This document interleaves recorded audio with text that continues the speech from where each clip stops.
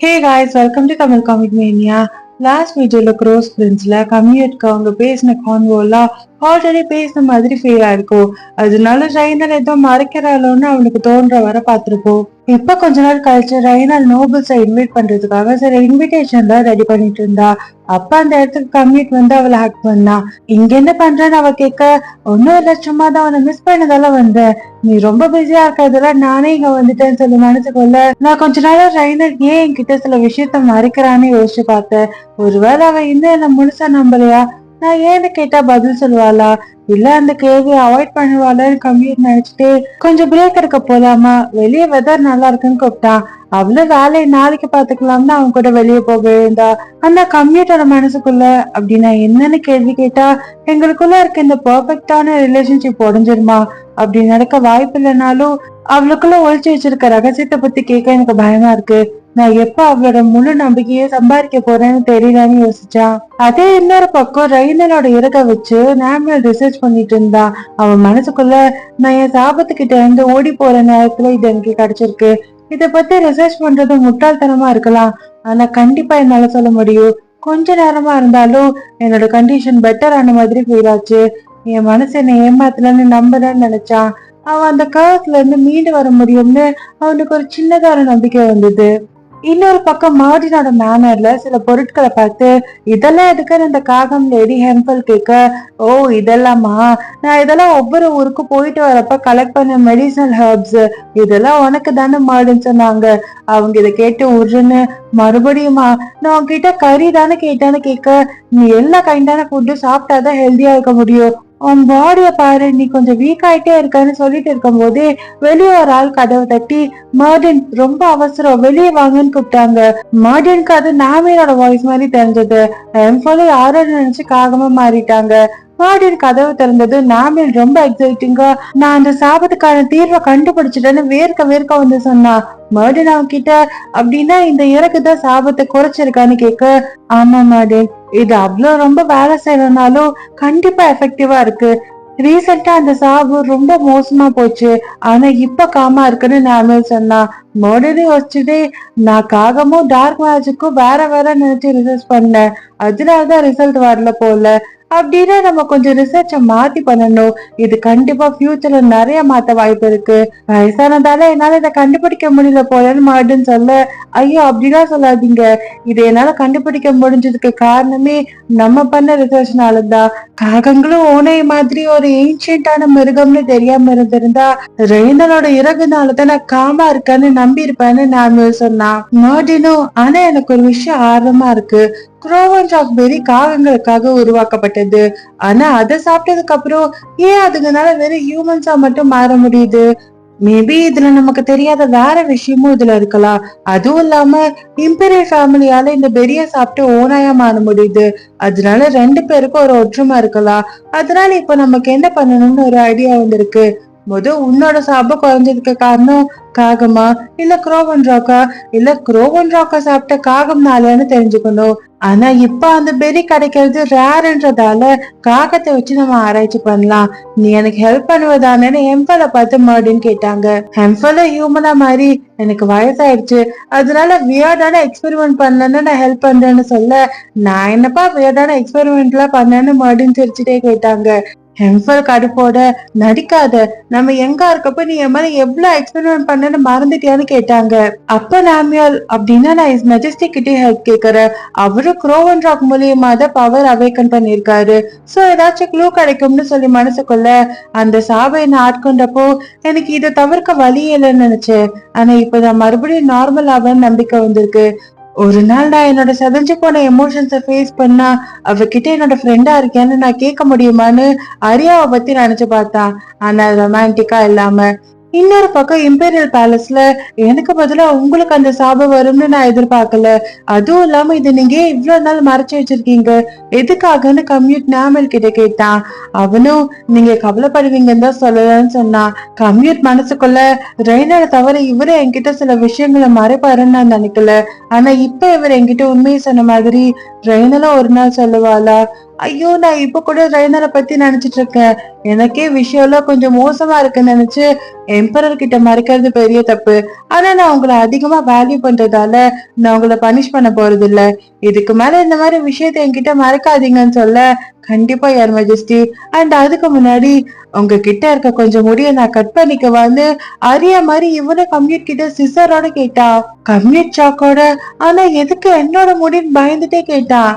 அப்புறம் கொஞ்ச நேரத்துல ரெய்னல் அவன் கிட்ட, ஹே கம்யூட், ஏன் உன்னோட முடி இன்னைக்கு ஷார்ட்டா இருக்குன்னு கேட்க, அவனும் தடுமாறிக்கிட்டே முன்னாடி நடந்த சொன்னான். முன்னாடி அரியா ரெய்னலை துரத்துன மாதிரி நாமியர் கம்யூட்டோட முடிக்காக அவனை துரத்திட்டு இருந்தான். கவர்னர்ஸ் அப்ப வந்து, மை லார்ட், நீங்க இஸ் மெஜஸ்டியை டார்ச்சர் பண்றீங்க, உங்களுக்கு தெரியலையான்னு நாமியரை தடுத்தான்.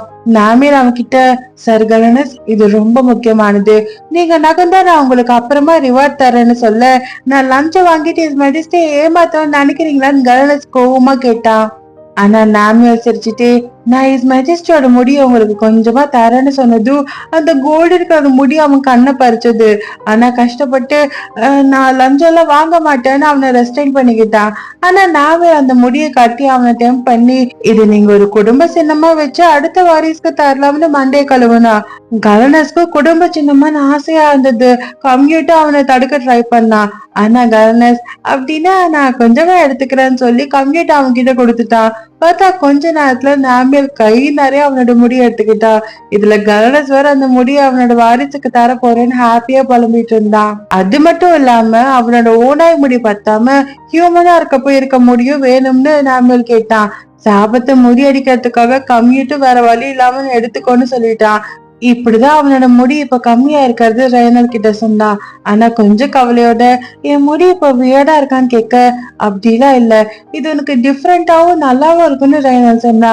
அப்ப கம்யூட், நீ என் முடி கலரை பார்த்து தானே காட்டுல ஹெல்ப் பண்ணதா சொன்ன, அதனால இப்ப ஷார்ட்டா இருந்தா உனக்கு பிடிக்காதுன்னு நினைச்சேன்னு சொன்னான். ரெய்னல் பிளஷோட, இதுக்காகலாம் நீ கவலைப்படுவேன்னு எனக்கு தெரியல, உன் முடி எப்படி இருந்தாலும் எனக்கு உன்னை பிடிக்கும், அதனால இதை பத்தினா நீ கவலைப்படாதுன்னு சொல்ல, அவனும் பிளஷோட, அப்படின்னா நான் வேற ஹேர் ஸ்டைல பண்ணுவான்னு கேட்டு, ஆமா நோபல் பார்ட்டிக்கான மீட்டிங்கோட ப்ரிப்பரேஷன்லாம் எப்படி போகுதுன்னு கேட்டான். அவளும், நல்லா போகுது, இதுக்கெல்லாம் நான் பழகின மாதிரி தெரியுது, அதுவும் இல்லாம எனக்கு ஹெல்ப் பண்ணவும் ஆள் இருக்குன்னு சொல்ல, கரெக்டா அரியா எக்ஸைட்டிங்கா, ரெண்டு பேருக்கும் ஹலோ, இன்னைக்கு ரெண்டு பேரும் ஒரே லவ்வாங்கியா இருக்கீங்க போலன்னு சொல்லி வந்தா. கம்யூட் அவளை பார்த்ததும், இங்க என்ன பண்றீங்க, என்னோட ரைடலை இன்னைக்கு என்கிட்ட இருந்து எடுத்துக்க போறீங்களான்னு கேட்டான். அரியா சிரிச்சுட்டு, நான் ரைனலுக்கு ஹெல்ப் பண்ணதான் இன்னைக்கு வந்திருக்கேன், லாஸ்ட் டைம் நாமே என்ன எஸ்கார்ட் பண்ணதால என்கேஜ்மெண்ட் செரிமோனில சரியா ஹெல்ப் பண்ண முடியல, ஆனா இப்ப நாமே பிஸியா இருக்கனால என்னால இன்னைக்கு ஹெல்ப் பண்ண முடியும்னு சொல்ல, இவளை இன்னைக்கு வெளியே துரத்த முடியாது போலன்னு கம்ப்யூட் நினைச்சு தேங்க்ஸ் சொல்லிட்டு மனசுக்குள்ள, இவங்க நாமியில சீக்கிரம் கல்யாணம் பண்ணிக்கணும்னு கடுப்பானா. பார்த்தா அதே டைம்ல அரியாவும் ரெய்னரை வேலை இருக்குன்னு எடுத்துட்டு போனான். ரெய்னர் அவன் கிட்ட, நான் சீக்கிரம் முடிச்சுட்டு வரேன், நோபல்ஸ் நம்ம பக்கம் வர்றதுக்காக நான் கொஞ்சம் ஹார்ட் ஒர்க் பண்ண போறேன், அதனால கொஞ்சம் வெயிட் பண்ணுன்னு சொன்னான். கம்யூட் சரின்னு சொல்லி மனசுக்குள்ள, நிலைமை இந்த மாதிரி இருந்தாலும் நான் ஹெல்ப் பண்ண முடியாம போனாலும் அவ பக்கம் சில பேர் இருக்கிறத பார்க்க சந்தோஷமா இருக்குன்னு நினைச்சு நானும் ஹார்ட் ஒர்க் பண்ணணும்னு அங்க இருந்து போனா. பார்த்தா கொஞ்ச நேரத்துல டஞ்சன்ல அந்த ஷேடோக்காரங்க இருந்தாங்க. அவங்க கிட்ட கம்யூட், அந்த கொலைக்காரங்க கிட்ட எதுவும் விசாரிச்சிங்களா, எதுவும் தெரிஞ்சுதான்னு கேட்க, அவ்வளோ இல்ல யுவர் மெஜஸ்டி, அவங்க சில பேரை சொல்லியிருக்காங்க, ஆனா அதெல்லாம் காமனான பேரா இருக்கிறதால கண்டுபிடிக்கிறது கஷ்டமா இருந்தது, அதனால சில பேரோட லிஸ்ட எழுதி வச்சிருக்கோன்னு ஒரு பேப்பரை கொடுத்தாங்க.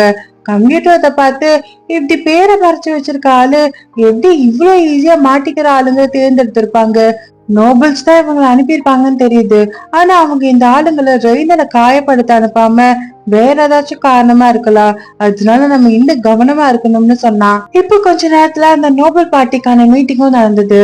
மியல்காங்க சும்மா கார்ட் பண்ற வேலையா இருந்தாலும் இந்த மாதிரி ஈவெண்ட்லாம் அவனுக்கு பிடிக்கல. இவனுக்கே எப்படி இருக்குன்னா ரெய்னருக்கு எப்படி இருக்கும்னு நினைச்சான். நோபல் பார்ட்டி ஆட்களை தன் வசப்படுத்துறதுக்காக அவன் நிறைய வேலை பார்த்துட்டா. எக்ஸாம்பிளுக்கு புக்ஸை வச்சு ஒரு மீட்டிங்கு, கலைகளை அப்ரிஷியேட் பண்றதுக்கு ஒரு மீட்டிங்கு, அப்புறம் நோபலுக்கு மட்டுமே இருக்க ஸ்கில்ஸ் உள்ள ஆட்களை வர வச்சு அவங்க கிட்ட அதை கத்துக் கொடுக்க சொல்லி கேட்டா. ஆனா அவங்களும் எதுக்காக வந்தோம்னு மறந்து அவங்களோட ஸ்கில்ஸ பத்தி பெருமையா பேசிட்டு இருந்தாங்க. யார அப்ரோச் பண்ணலாம், யார ஸ்லோவா ஈர்க்கலாம்னு அவளுக்கு நேச்சுரலா தெரிஞ்சது. அவளுக்கு ஹெல்ப் பண்ணணும்ன்றதுக்காக வில்ஹெல்ம் கலனஸ் கம்யூட்லாம் இங்க வரல. ஏன்னா மொத்த அட்டென்ஷனும் அவளுக்கு போகணும்னு தான். மியல் இப்பதான் ஒரு நோபலா ஆனதால நாடியாவும் ஐட்ரியானாவும் ரெய்னலுக்கு ஹெல்ப் பண்ண வந்திருந்தாங்க. யாருக்கும் அவ்வளவு எக்ஸ்பீரியன்ஸ் இல்லதான். ஆனா போக போக எல்லாரும் இதுக்கு செட் ஆயிட்டாங்க. எல்லாமே கொஞ்சம் கைகூடி வந்த மாதிரி ஃபீல் ஆச்சு. ஆனா மியலுக்கு ஒரு விஷயம் கவலையா இருந்தது. அது டியூக் ஹவர்ட் தான். அவரும் அந்த மீட்டிங்க்கு வந்திருந்தாரு. நோபல்ஸ் கூட ரொம்ப நேரம் இருந்தனால மியனால அவங்க எப்படி ஃபீல் பண்றாங்கன்னு சொல்ல முடிஞ்சது. ஆனா ஹவர்ட் மாதிரி சில பேரோட மோட்டிவ பெர்ஃபெக்ட்டா மறைச்சு வச்சிருக்கிறவங்களோட ஃபீலிங் என்னன்னு மியலால சொல்ல முடியல. என்கேஜ்மெண்ட்டுக்கு அப்புறம் ஹவர்ட் ரெய்னரோட நல்ல விதமா பேசினாரு. ஆனா அது விசித்திரமா மியலுக்கு ஃபீல் ஆச்சு. பர்சனலா நேரா வந்து கிஃப்ட் தந்தாரு. மத்த நோபல்ஸ ரெய்னர் கிட்ட அறிமுகப்படுத்தினாரு. அவளை இன்னும் பவர்ஃபுல் ஆக்குறதுக்கான விஷயத்த தயங்காம பண்ணாரு. ஏதோ அவர் ஆல்ரெடி அவங்க பக்கம் வந்த மாதிரி தெரிஞ்சது. அவரு ரெய்னல் கிட்ட நீங்க நோபல்ஸ மட்டும் சந்திக்காம மத்தவங்களையும் சந்திக்கணும், அவங்களும் உங்களுக்கு உதவியா இருப்பாங்கன்னு சொல்ல, ரெய்னல் அவர் பண்றதுக்கெல்லாம் தேங்க்ஸ் சொல்லி உங்களுக்கு ஏதாச்சும் வேணும்னா சொல்லுங்கன்னு கேட்டா. பின்னாடி இந்த முயலும் அவர் என்ன பிளான் பண்ணிருக்காருன்னு கண்டுபிடி ரெய்னல்னு யோசிச்சா. ஆனா ஹவார்ட் அவகிட்ட இதெல்லாம் நான் எதுக்காகவும் பண்ணல, ஆனா நீங்க கேட்டதால சொல்றேன், உங்களுக்கு ஆட்சேபணம் இல்லைன்னா நீங்க என்னோட தத்து மகளா இருப்பீங்களான்னு ஹாப்பியா கேட்டாரு. இத கேட்டதும் மியல் நாடியா அரியாலா ஷாக் ஆயிட்டாங்க. ஆனா பெரிய ஷாக்கே நம்ம ரெய்னலுக்கு தான். இது தத்து மகளான்னு 4 பேரும் ஒரே நேரத்துல நினைச்சாங்க. அவர் அப்படி கேட்டது மட்டும் இல்லாம அத அவ்வளவு பேரு முன்னாடி கேட்டிருக்காரு. அதனால நோபல்ஸ்லாம் கடவுளே அவரு ஃபியூச்சர் எம்ப்ரஸ தத்தெடுத்துக்கிறான்னு சொல்றாரான்னு பேசிக்கிட்டாங்க. ரெய்னல் மனசுல சார் நீங்க என்ன எவ்வளவு ஹேட் பண்றீங்கன்னு எனக்கு தெரியும். அட கொலைகாரங்களை அனுப்பிச்சது நீங்க தானே சந்தேகப்படுற அளவுக்கு இருக்கு. ஆனா இப்ப என்ன தத்தெடுத்துக்கிறேன்னு கேக்குறீங்களே, இதுல இருந்து அடாப்ஷன் பேஸ் பண்ண ரொமான்ஸ் கேமா, ஒருவேளை குடும்ப பாசத்தை வச்சு நான் அவரை திருத்துற மாதிரியான கதையா, அவரோட மோட்டிவ் தான் என்னன்னு குழம்பி போனா. அவ தயங்கிட்டு யுவர் கிரேஸ் எதுக்காக நான் உங்க பொண்ணா இருக்கணும்னு தெரிஞ்சுக்கலாமான்னு கேட்க, அவரும் சிரிச்சுக்கிட்டு நான் உங்களை இப்படி கேட்டு குழப்பிட்டேன் போல, இது பெருசா போகும்னு நினைக்கிறேன், நம்ம உட்கார்ந்து பேசலாமான்னு கூப்பிட்டாரு. ஆனா அவர் வேற எங்கேயோ அவளை கூப்பிட்டு பேசல, அந்த ஹால்லயே கொஞ்சம் தள்ளி பேசதான் அவரை கூப்பிட்டாரு. அதனால இங்க எதுவும் ஆபத்து இருக்காதுன்னு அவரு சொல்றத கேட்போம்னு ரெய்னல் டிசைட் பண்ணி மியல் கிட்ட அவளை கூப்பிட்டு போக சொல்லி சொன்னா. அப்புறம் கொஞ்ச நேரத்துல நான் இந்த ராஜ்யத்தை ரொம்ப நேசிக்கிறேன், அதனாலதான் நீங்க எம்ப்ரஸ் ஆக போறீங்கன்னு தெரிஞ்சதும் நான் கொஞ்சம் கோவத்தோட இருந்தேன். ஒரு ஹியூமனா இல்லாம இருக்கவங்க இந்த ராஜ்யத்துல இருக்க மனுஷங்களை ஆட்சி பண்ணி இந்த சொசைட்டியோட மிங்கிள் ஆக முடியுமான்னு நினைச்சேன். ஆனா நீங்க நான் நினைச்சதை விட நல்லாவே மேனேஜ் பண்ணீங்க. அதனால என் கவலை எல்லாம் மறைஞ்சு போச்சு. என் கவலை மறைஞ்சாலும் இந்த ராஜ்யத்துல இருக்க பல பேருக்கு இந்த திருமணத்தை நினைச்சு கொஞ்சம் கேள்வி இருக்கு. துரதிருஷ்டவசமா அவங்களோட எண்ணத்தை மாத்துறது அவ்வளவு சுலபம் இல்ல. உங்க வாழ்க்கை ஃபுல்லா இந்த மாதிரி கேள்விக்கு நீங்க பதில் சொல்லிட்டே இருப்பீங்கன்னு நான் நினைச்சு பார்த்தேன். எவ்வளவு கிரேட்டான ஆளா இருந்தாலும் தொடர்ந்து கேள்விகள் கேட்டா அவங்க சோர்ந்து போயிடுவாங்க. அப்படி நடந்தா மக்களை உங்களால பாதுகாக்க முடியாது. அதனாலதான் நீங்க என்னோட மகளா இருக்கீங்களான்னு கேட்டேன். இதனால நீங்க யார்கிட்டயும் இந்த மாதிரி சண்டை எல்லாம் போட வேண்டிய அவசியம் இருக்காது. நீங்க என்ன மாதிரி ஒரு நோபலோட பொண்ணா இருந்தா எங்களோட சப்போர்ட் உங்களுக்கு இருக்கும். அதனால மக்களும் நீங்க ஒரு ஹியூமனா இல்லைன்னு கவலைப்பட மாட்டாங்க. இதுல உங்களுக்கு இழக்கிறதுக்கு ஒன்னும் இல்லைன்னு ஹவர்ட் சொன்னாரு. ரைனர் மனசுல இவர் ஏதோ தப்பா சொல்லல, ஆனா இவர் இவ்வளவு ஒத்து போறதும் என்னை இன்னும் பாதர் பண்ணுதுன்னு நினைச்சு நீங்க சொன்ன எல்லாமே சரிதா, ஆனா என்கிட்ட இருந்து இதை தவிர வேற எதுவும் வேணாமா, இதுல இருந்து எனக்கு மட்டுமே பலன் அளிக்கிற மாதிரி இருக்கேன்னு கேட்டா. ஆனா ஹவர்ட் பெருமூச்சோட கண்டிப்பா இதுல எனக்கு பலன் இருக்கு, நான் இம்பீரியல் வீட்டோட சம்பந்தம் வச்சுப்பேன், இதனால எனக்கு பிடிச்ச இந்த ராஜ்யத்து மேல எனக்கு இன்னும் இன்ஃபுளுன்ஸ் பண்ண வாய்ப்பு கிடைக்கும்னு சொன்னாரு. ரைனர் கொஞ்சம் ஷாக்கோட இவரோட பிளானை எதுக்கு என்கிட்ட சொல்றாருன்னு யோசிச்சா. ஆனா அவரு ப்ளீஸ் பயப்படாதீங்க, இஸ் மெஜஸ்டி உங்களை எப்படி ப்ரொடெக்ட் பண்ணுவாரு, அதனால உங்களை எப்படி நான் ஹார்ம் பண்ணுவேன், நம்ம 2 பேரும் நம்ம சந்தோஷத்துக்காக தான் இதை பண்ண போறோம், இதுல இழக்கிறதுக்கு ஒன்னும் இல்ல, சந்தோஷத்துக்காக போலியா நடிக்கிறது அவ்வளவு கஷ்டம் இல்ல தானேன்னு சொன்னாரு.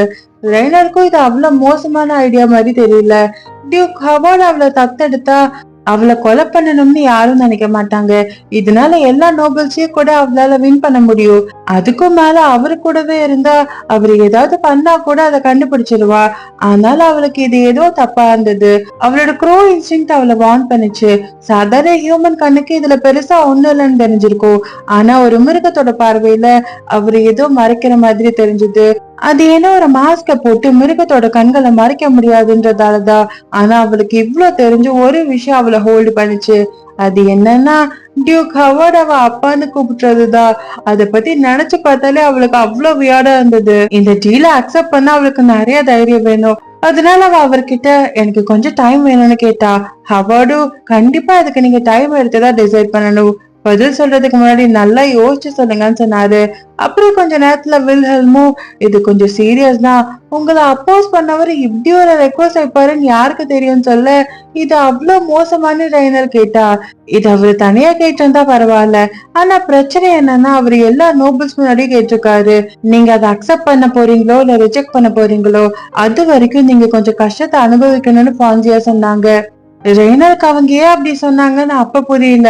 பார்த்தா அடுத்த நாட்கள்லயே பல பேர் வந்து ரெய்னர் என் பொண்ணா வரீங்களா, நான் அவரை விட பவர்ஃபுல்லானவன், என் கூட வந்து அவங்களுக்கு நிறைய பெனிஃபிட் இருக்குன்னு அவ்வளோ நோபல்ஸ் பேரஸ் முன்னாடி வந்திருந்தாங்க. அவரோட அப்பாவா இருக்க அங்க நிறைய பேரு சண்டை போட்டுட்டு இருந்தாங்க. கம்யூட்டும் அதை பார்த்து அவரு பெரிய பாம்பா ஒண்ணு வச்சுட்டு போயிட்டாரு. நீ பொண்ணா இருந்தா இவங்க இம்பீரியல் ஃபேமிலியோட சம்பந்தம் ஆயிடுவாங்கன்னு பேராசைப்பட்டு வந்திருக்காங்க. இவ்வளவு நாள் காகம்னு நினைச்சு உன்னை அப்போஸ் பண்ணிட்டு இருந்தாங்க, ஆனா அதிகாரத்துக்காக அப்படியே மாறிட்டாங்க. இவங்க யாரையும் கண்டுக்காதுன்னு சொல்லி ரெய்னர் அவன் உள்ள அழைச்சிட்டு போனான். ஆனா அவ எவ்வளவுதான் அவாய்ட் பண்ணாலும் பவாஸ்க்காக ஆசைப்பட்டு டெய்லி லெட்டர்ஸ் மூலியமா ரெக்வஸ்ட் அனுப்பிச்சிட்டு இருந்தாங்க. ஒரு சில என்னடானா என் பொண்ணா அதுன்னு எழுதி வச்சு கேட்டாரு. பக்கத்து நாட்டு ராஜா வேற நிறைய பிரசன்ட் அனுப்பி கேட்டாரு. இதுல வேற டியூக் ஹவர்ட் எரியிற நெருப்புல எண்ணெய் ஊத்துற மாதிரி மத்தவங்க கிட்ட எல்லாம் இந்த மாதிரி பெனிஃபிட்ஸ் எல்லாம் இருக்குன்னு சொல்லிட்டு இருக்காரு. அத பத்தி அவர்கிட்ட கேட்டா நிறைய கேண்டிடேட்ஸ் இருந்தா உங்களுக்கு நல்லது தானே, நீங்க என்ன தேர்ந்தெடுக்கலனால உங்களுக்கு நல்ல அப்பாவை நான் தர ஆசைப்பட்டேன்னு நடிச்சிட்டு இருந்தாரு. ரெய்னருக்கு கடுப்பா இருந்தது. அதனால அவ தனியா இதை சால்வ் பண்ணாம மத்தவங்க கிட்ட ஹெல்ப் கேட்டா. ரெய்னர் டிசைட் பண்ற வரை இந்த கூட்டம் போகவே போறது இல்ல. அவகிட்ட அவ சூஸ் பண்றது நல்ல ஐடியா மாதிரி தெரியல, நீங்க ஏன் நம்ம பக்கம் இருக்க ஒரு ஆளை சூஸ் பண்ண கூடாதுன்னு கேட்டான். ரெய்னரும் அப்படி யாரை நான் சூஸ் பண்றதுன்னு கேட்க, நம்ம கிட்ட இங்கேயே பெர்ஃபெக்டான கேண்டிடேட்ஸ் இருக்காங்களேன்னு கவர்னர்ஸ் வில்ஹெல்மையும் பான்சியாவையும் சொன்னா. ரெண்டு பேரும் ஷாக்கோட நீங்க எங்களையா சொல்றீங்கன்னு கேட்டாங்க. அப்ப வில்ஹெல்ம் தாங்கிட்டே, நான் இதுல இருந்து விலகிக்கலாமா, என்னை இதுல சேர்த்ததுக்கு நன்றி, ஆனா எனக்கு பவர் மேல ஆசை இல்ல, நான் இப்படியே இந்த ராஜ்யத்துக்கு ஹெல்ப் பண்ண ஆசைப்பட்டேன்னு சொல்ல பான்சியாவும் வில்ஹெல்ம் மாதிரிதான்னு சொன்னாங்க. கம்யூட்க்கு வெளியே இருக்கிறவங்கள விட இவங்க பெட்டர்னு தோணுச்சு, ஆனா அவங்கள போஸ்ட் பண்ண முடியாதுன்னு ரெய்னர் சொன்னா. அவளோட மனசுக்குள்ள அவங்க விலகுனதும் நல்லதுதான், கண்டிப்பா அவங்க மித்த கேண்டிடேட்ஸ் விட பெட்டர் ஆனவங்க தான், ஆனா நான் இப்ப படிக்கிறத விட இன்னும் நிறைய படிக்க வேண்டியிருக்கும், இவங்கள ஒருத்தரை சூஸ் பண்ணாலும் என்னை படிக்க வச்சே கொன்றுவாங்கன்னு நினைச்சு பயந்தா. அப்ப கம்யூட் பேசாம நம்மள சப்போர்ட் பண்ற நோபல்ஸ சூஸ் பண்ணலாமான்னு கேட்க, மேயர் ட்ரெயினர் கிட்ட தாங்கிட்டே ஏதோ சொல்ல வந்தா. ஏஜ் லிமிட் இல்லைன்னா நான் என்ன இதுல கேண்டிடேட்டா இன்க்ளூட் பண்ணிக்குவான்னு டமால்னு கத்தி கேட்டுட்டான். இதை கேட்டதும் ரெண்டு பேரும் ஷாக் ஆயிட்டாங்க. மியல் தொடர்ந்து, எனக்கு அரசியல் பத்தி தெரியாது, நான் இப்பதான் நோபல் ஆனன்றதால என் பவரை வச்சு நான் அட்வான்டேஜ் எடுத்துக்க முடியாது, அதனால நான் என்னோட எலமெண்டலை வச்சு ரெய்னரை ப்ரொடெக்ட் பண்ணுவேன்னு சொன்னா. நீங்க சொல்றதெல்லாம் சரிதான், ஆனா ரெய்னரோட அப்பாவா இருக்க நீங்க ரொம்ப யங்கானவருன்னு கம்மியா சொல்ல, கவர்னரும் மியல் கிட்ட உங்களோட லாயல்ட்டி புரியுது, ஆனா உங்க ஃபியூச்சரை பத்தி நீங்க யோசிக்கணும்னு சொல்லும் போதே நான் என்னோட ஃபியூச்சரை பத்தி நல்லா யோசிச்சுதான் முடிவு பண்ணிருக்கேன். ரெய்னரும் இஸ் மெஜஸ்டியோட பசங்களும் என்ன தாத்தான்னு கூப்பிட வாய்ப்பு இருக்கு, அதனால நான் இதை மிஸ் பண்ண போறதே இல்லைன்னு மியல் சொன்னா. இதை கேட்டது கர்னஸ்க்கு ஷாக்கா இருந்தது. பார்த்தா இவனும் அவங்களோட குழந்தைங்களை இமேஜின் பண்ணி அவனோட பெரிய கேண்டிடேட் லிஸ்ட்ல ஆட் பண்ணிக்கிட்டான். ரெய்னர் கிட்ட கமான் ரெய்னர் என்ன அப்பான்னு கூப்பிட்டு பாருன்னு சொல்லிட்டு இருக்கான். மேலும் கவர்னர்ஸ் கேம்ல ஒரு செம்மையான கரிஸ்மேட்டிக்கான கேரக்டர்ஸ், ஆனா எப்ப இப்படி ஆனாங்கன்னு ரெய்னர் நினைச்சா. ரெண்டு பேரும் அடிச்சுக்கிறத பார்த்து கம்யூட் இந்த ராஜ்யம் என்ன ஆக போகுதுன்னு ரெய்னர் கேட்க, மோசமா இல்ல இல்ல ரொம்ப மோசமா மாற போகுதுன்னு பேசிக்கிட்டாங்க. மேலும் கவர்னர்ஸும் மண்டி போட்டு எங்கெல்லாம் ஒருத்தரை சூஸ் பண்ணுன்னு சொல்ல, ரெய்னர் ஷாக்கோட ரெண்டு பேரும் ப்ளீஸ் வெளியே போங்கன்னு சொன்னா. இதுல அரியா வேற ஜாயின் பண்ணலான்னு இருந்திருக்கா போல. இவங்களை பார்த்துட்டு அமைதியாயிட்டா. கம்மியா ட்ரெயினர் கிட்ட இப்படி நடக்கும்னு தெரிஞ்சிருந்தா என்கேஜ்மெண்ட்டுக்கு முன்னாடியே உனக்கு ஒரு நல்ல ஃபேமிலியை கொடுத்துருப்பேன்னு சொல்ல, இப்படி நடக்கும்னு யாருக்கு தெரியும், நம்ம எல்லாத்தையும் தயார் பண்ண முடியாதுலன்னு ட்ரெயினர் சொன்னா. உண்மைதான், ஆனா நீ இப்படி தவிக்கிறத பார்த்து என்னால கவலைப்படாம இருக்க முடியலன்னு கம்மியா அவளை ஹக் பண்ணிக்கிட்டே, இப்படி நடந்தது தப்பு, ஆனா அதுக்காக அரசியல் ரீதியா நீ யாரையும் தேர்ந்தெடுக்காத. ஒரே ரத்தம் ஓடுனா கூட ஃபேமிலின்ற பேர்ல மத்தவங்களை காயப்படுத்துவாங்க. அதனால இத பத்தி நீ ஜாக்கிரதையா முடிவு பண்ணு. இதனால நீ காயப்படக்கூடாதுன்னு நான் நம்புறேன்னு சொல்லி அவளை இன்னும் இறுக்கமா கட்டிப்பிடிச்சான். கம்யூட் ஆல்ரெடி ஃபேமிலி மெம்பரால தான் சஃபர் ஆனா. அதனால ரெய்னருக்கும் அப்படி நடந்துடக்கூடாதுன்னு தான் அவன் நினைக்கிறான். அப்ப காட் வந்து டியூக் ஹவர்ட் வந்திருக்காருன்னு சொல்ல கம்யூட் கோவத்தோட இப்ப என்ன பண்ண வந்திருக்காரு, அவரை ரெய்னர் பார்க்க மாட்டான்னு சொல்லும் போதே இல்ல நான் போய் பேசுறேன். ஆனா அதுக்கு பதிலா நீயும் இங்க இருக்கவங்களும் எனக்காக ஒருத்தவங்களை சமாதானப்படுத்தணும் ப்ளீஸ்னு கேட்டு ரெய்னர் அங்க இருந்து போனா. அப்படி கொஞ்ச நேரத்துல ஹவார்ட் அவகிட்ட என்ன சந்திக்க வந்ததுக்கு நன்றின்னு சொல்ல என்ன விஷயம் நான் இன்னும் டிசைட் பண்ணலன்னு ரெய்னர் சொன்னா. பின்னாடி கவர்னர்ஸும் மேலும் சோகமா இருந்தாங்க. ஹவார்ட் அவகிட்ட நான் உங்களை அவசரப்படுத்த விரும்பல, உங்களுக்கு சூஸ் பண்றதுல கஷ்டமா இருக்கனால நான் சின்ன அட்வைஸ் கொடுக்க வந்தேன்னு சொன்னாரு. ரெய்னருக்கு அவளை அவசரப்பட்டுதான் இங்க வந்திருக்காருன்னு நல்லா தெரிஞ்சது. அவளும் என்ன அட்வைஸ்ன்னு கேட்டா, உங்களை இந்த நிலைமைக்கு தள்ளினதுக்கு மன்னிச்சிருங்க, ஆனா நான் எவ்வளவு திறமைசாலின்னு காட்டதான் நான் இதை இவ்வளவு பெருசாக்குனேன். அதனால தயவு பண்ணி அத மனசுல வச்சுக்கோங்க. இந்த சம்பவம் மூலியமாவே இந்த ராஜ்யத்துல என்னோட இன்ஃபுளுன்ஸ் எவ்வளவுன்னு உங்களுக்கு தெரிஞ்சிருக்கும். நான் சொன்ன ஒரு வார்த்தையால உங்களை அப்போஸ் பண்ணவங்க உங்களை ஏத்துக்க வந்திருக்காங்கன்னு ஹவர்ட் வில்லத்தனமா சொன்னாரு. ஆனா அதுவும் உண்மைதான். இந்த சிச்சுவேஷன்னால ஹவர்ட் எவ்வளவு இன்ஃபுளுன்ஸான ஆளுன்னு ரெய்னருக்கு புரிஞ்சது. ரெய்னர் அவர்கிட்ட நான் வேற யாராவது சூஸ் பண்ணா என்ன பண்ணுவீங்கன்னு கேட்டா. ஹவர்ட் சிரிச்சிட்டு பெருசா ஒரு மாற்றத்தையும் இது தரப்போறது இல்ல, நீங்க சூஸ் பண்றவரை நான் சமாதானப்படுத்துவேன், மத்தவங்க கிட்ட ஹெல்ப் கேட்பேன். உங்க சைட்ல இருக்கிறவங்களை நீங்க சூஸ் பண்ணா மத்த நோபல் சண்டைக்கு வருவாங்க. அதனால நீங்க என்ன சூஸ் பண்ற வர நான் இந்த முயற்சியை கைவிட மாட்டேன்னு சொன்னாரு. அப்படின்னா நான் வேற யாராவது சூஸ் பண்ணாலும் என்ன ஹார்ம் பண்ண அவரு என்ன வேணா பண்ணுவேன்னு சொல்றாரான்னு ரெய்னர் ஷாக் ஆனா. கரணசும் முயலும் என்ன மிரட்டுறீங்கன்னு கோவப்பட்டாங்க. ஆனா அவரு நடிச்சுக்கிட்டே அவங்க என்ன சூஸ் பண்றதுக்கு நான் எஃபர்ட் போடுவேன்னு சொன்னது தப்பா என்ன, லவ்லின் மாதிரிதான் நீங்களும் அவங்கள ட்ரிகர் பண்ணாரு. ரெண்டு பேரும் கோவப்பட போக ரெய்னர் அவங்கள தடுத்து நீங்க என்ன சொல்ல வரீங்கன்னு புரிஞ்சுது. நீங்க இன்டென்ஷனோட தான் செயல்படுவீங்கன்னு தெரிஞ்சுக்கிட்டேன். இருந்தாலும் நீங்க என்ன பண்ணாலும் நான் உங்க தத்து போனா இருக்க போறது இல்லைன்னு சிரிச்சுட்டு ரெய்னர் சொன்னா. அப்ப கரெக்டா கம்யூட் அங்க வந்து ரெய்னர் நீ சொன்ன மாதிரி நான் உங்களை கன்வின்ஸ் பண்ணி அழைச்சிட்டு வந்துட்டேன்னு சொல்லி யாரையே கூப்பிட்டு வந்திருந்தா. பார்த்தா அங்க வந்திருக்கிறது நம்ம மர்டன் தான். ஹவார்டு நோட்டீஸ் பண்ணி ரொம்ப நல்ல சாய்ஸ் ரெய்னர், ஆனாலும் இந்த முடிவை நீங்க கொஞ்சம் திறந்த மனசால முடிவு பண்ணிருக்கணும். உங்க கூட இருக்கிறவங்களே நீங்க சூஸ் பண்ணா அப்புறம் எதிரிகள் அதிகமாவாங்க, அவங்க ஒன்னா கூட்டம் சேருவாங்க, இன்னும் நிலைமை மோசமா போகும்னு சொன்னாரு.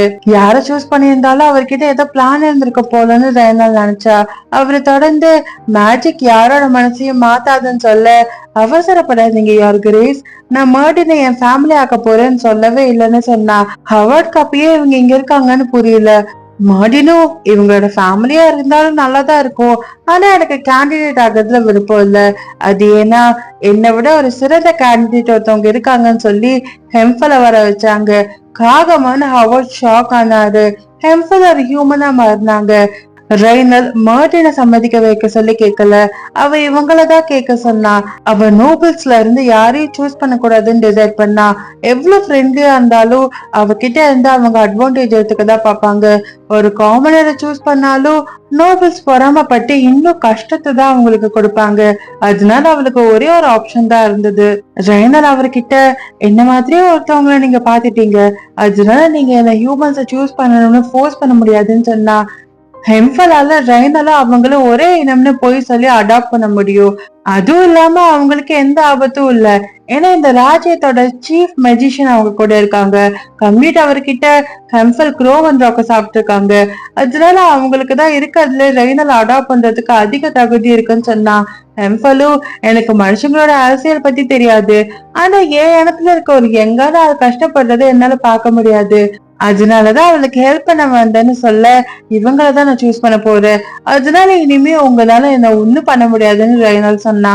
ஹவர்ட் கோவத்தோட அப்படின்னா வாழ்க்கை ஃபுல்லா உங்களை சாவின் பரவன்னு கூப்பிட்டா உங்களுக்கு பரவாயில்லையா, என்ன மாதிரியான ஒரு நோபல் ஃபேமிலியில சேர்ந்து இந்த ஹியூமனோட சேர்ந்து வாழ்த்த வாய்ப்பை நிராகரிக்கிறீங்களான்னு கேட்டாரு. ரெய்னலும் அது நீங்க மெஜஸ்டிக் கம்யூனிட் முன்னாடி சொல்லக்கூடாது, இம்பீரியல் ஃபேமிலியில ஓனரோட ரத்தம் ஓடுது, அதை நினைச்சு ராஜ்யமே பெருமைப்படுது, அந்த ஓனருக்கு ஹெல்ப் பண்றது ஒரு காகம்னு நான் மறைக்க வேண்டிய அவசியம் இல்லை தானே, உங்களுக்கு இதை கேட்க இஷ்டம் இல்லாம இருக்கலாம், ஆனா நான் ஒரு காகமா இருக்கிறதுல பெருமைப்படுறேன்னு ரெய்னல் சொன்னா.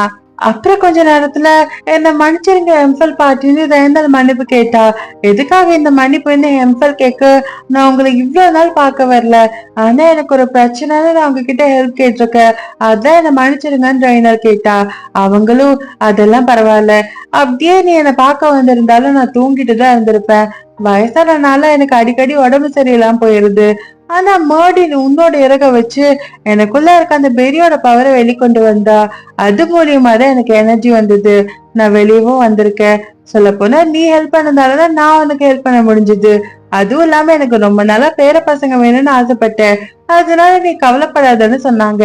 கம்யூட்டும் கொஞ்சம் எக்ஸைட்டிங்கா வந்து, அப்படின்னா நானும் உங்களை பாட்டின்னு கூப்பிடலாமான்னு கேட்க, ஹியூமன்ஸ் பத்தி எனக்கு தெரியாதனால நீ என்ன ஹெம்பல்னே கூப்பிடுன்னு சொன்னாங்க. அவனும் சிரிச்சுட்டே ஓகே பாட்டி ஹெம்பல்னு கூப்பிட்டான். ஆனா ரெய்னலால ஹவார்டோட ஃபேமிலி கூட இருந்திருந்தா இவ்வளவு கம்ஃபர்டபுளா இருந்திருக்க முடியாது, என்ன நடக்கும்னு தெரியாம டெய்லி படபடப்போடவே இருந்திருப்பா. அந்த மாதிரி வாழ்க்கைய அவளுக்கு வாழ இஷ்டம் இல்ல, அதனால இப்ப அவ எடுத்த சாய்ஸ கண்டிப்பா அவ ரெக்ரெட் பண்ண போறது இல்ல. ஆனா இன்னொரு பக்கம் ஹவார்ட் மனசுக்குள்ள, இந்த டைம் அவ என்ன மிஞ்சிட்டா, ஆனா அவ அவளோட இனத்துல ஒருத்தவங்களை சூஸ் பண்ணுவான்றத நான் எதிர்பார்க்காம இருந்தது ஏன் தப்புதான், இது அமைதியா முடிக்கலாம்னு நினைச்சேன், வெளியே நல்லவனா இருக்கலாம்னு பார்த்தேன், அவளை பிரஷர் போட்டு என் பொண்ணாக்கி அதுக்கப்புறம் அந்த மகுடத்தை சூடி இருக்க மிருகத்தை கொண்டு சாவின் பருவம் மேல அந்த பழிய போட்டு நான் அப்பாவே எனக்காக ஏமாத்திருச்சுன்னு நாடகம் போட்டு மக்களோட மனசை மாத்திருப்பேன். அதுக்கப்புறம் ஒரு மனுஷன் அந்த சிம்மாசனத்துல உட்கார வச்சு அவனுக்கு அட்வைஸ் பண்ணி வாழ்ந்து என் காலத்தை ஓட்டலாம்னு நினைச்சேன். ஆனா இப்ப எனக்கு வேற வழி இல்ல, இந்த மாதிரி ஆனதால இந்த ராஜ்யத்துக்கு கொஞ்சம் கலகம் வந்தாலும் பரவாயில்ல, என் கடைசி முயற்சியை நான் பயன்படுத்த போறேன்னு நினைச்சாரு. அந்த நாளுக்கு அப்புறம் கூச்சலா அந்த ராஜ்யமே ஏதோ நடக்காத மாதிரி அமைதிக்கு வந்தது. டியூக் ஹவார்ட் ஏதோ பிளான் பண்றாரு, ஆனா அவர் எச்சரிக்கையா இருக்காரு. மத்த நோபல்ஸ் எல்லாம் ராஜ்யத்தோட மத்த பகுதிக்கு கிளம்பி போனாங்க, ஆனா அவங்க எந்த கலவரமும் பண்ணாதனால ரெய்னர் பறவைங்களை வச்சு அவங்கள கண்காணிச்சா. ஹவார்டோட மேனர்ல செக்யூரிட்டி அதிகமா இருந்தனால கண்காணிக்கிறது கஷ்டமா இருந்தது, இருந்தாலும் அந்த பறவைங்க தூரத்துல இருந்து கண்காணிச்சிருந்துங்க. அதே மாதிரி ரெய்னல் அவளோட இறக நாமியலுக்கு தந்ததுக்கு அப்புறம் அவ நாமியலுக்கும் அரியாக்கும் இடையில லெட்டர்ஸ் டெலிவரி பண்ணிட்டு இருந்தா. முதல் நாமியல் அவகிட்ட லெட்டர்ஸ் அவகிட்ட கொடுத்த விட தயங்கினா, ஆனா ரெய்னர் அதை பண்றதா சொன்னதால அவனும் ஒத்துக்கிட்டான். இப்ப அந்த வேலை கூட ரெய்னருக்கு ஜாலியா இருந்தது. அரியா கிட்ட போய் அந்த லெட்டர்ஸ கொடுக்கலாம்னு போயிட்டு இருந்தா. அப்போது பார்த்து ஏதோ ஒண்ணு வந்து அவன் மேல மோதிச்சு. பார்த்தா அது இன்னொரு காக்கா. எவ்வளவு தைரியம் வந்தா என் இடத்துல பறந்துட்டு இருப்ப, இதுக்கு உன்னோட லைஃப் கொடுத்து நீ எனக்கு பே பண்ணணும்னு காக்கான்னு கத்துச்சு. ரெய்னருக்கு யாரா இதுன்னு இருந்தது. சோ இந்த புது காக்கா யாரு என்னன்னு நம்ம அடுத்த வீடியோல பாக்கலாம். நன்றி.